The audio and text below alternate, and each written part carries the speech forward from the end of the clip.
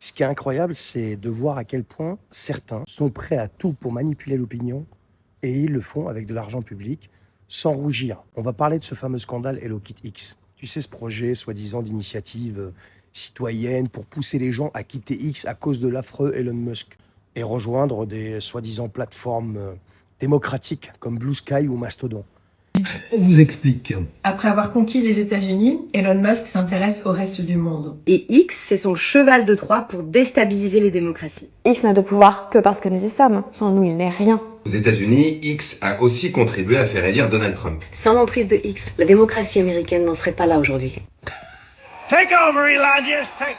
Elon Musk ne s'est pas contenté de manipuler l'algorithme pour mettre en avant ses contenus et ceux de Donald Trump. Il a aussi rendu viral de fausses informations, notamment par rapport aux sciences du climat. Elon Musk, en manipulant ses algorithmes, nous manipule. Il a diffusé de fausses informations sur l'intégrité de l'élection. Il a suspendu le compte de nombreux journalistes et le compte d'une importante levée de fonds démocrate. Dans le reste du monde, il a soutenu le candidat anglais anti-immigration Nigel Farage à hauteur de plus de 100 millions de dollars, avant de lui préférer un candidat encore plus à l'extrême droite. Il soutient l'AfD, le parti d'extrême droite en Allemagne. Du haut de ses 200 millions d'abonnés, il relaie la propagande de Vladimir Poutine. L'obsession d'Elon Musk, éradiquer le virus woke pour aller sur Mars. Je vous jure, c'est pas une blague. Sur X, Elon Musk est certain de gagner la guerre de l'opinion, puisqu'il a tout simplement acheté. Mais nous pouvons encore préserver notre démocratie. Débranchons X de la fabrique de l'opinion. Dès aujourd'hui, rejoignez Hello Kitty X. Mais quand tu creuses, tu t'aperçois de plusieurs choses. Donc déjà, la première chose, c'est que Hello Kitty X, qui se dit scientifique et apolitique, eh bien, finalement, c'est pas si scientifique et apolitique que ça, parce qu'on retrouve des politiciens quand même dedans, hein, et des militants qui sont ni chercheurs ni scientifiques. On parle de Glucksmann, on parle de Julie Gaillet, on parle d'Anne Sinclair, on parle de tous ces gens-là. Ils ont rien de scientifique, eux. Et ils sont encore moins chercheurs, sinon ça se saurait. La deuxième chose, c'est qu'ils osent coller le logo du CNRS partout, pour légitimer leurs actions. Et devine quoi? Aucune autorisation, aucun document prouve que ce projet est validé par le CNRS. Et ça, il paraît que c'est complètement illégal. Pour utiliser le nom ou les moyens d'un organisme public comme le CNRS, il faut des autorisations écrites. Ils n'en ont montré aucune. Et quand on leur demande des comptes, ils esquivent, ils insultent et menacent de poursuite. Ça, c'est trop facile. Et c'est pas tout.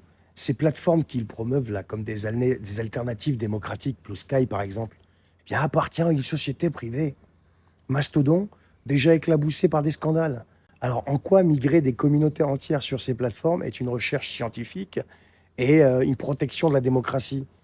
C'est pas de la science, c'est du militantisme politique pur et simple. Et comme par hasard, c'est tous des types de gauche. Et parlons des données, tiens.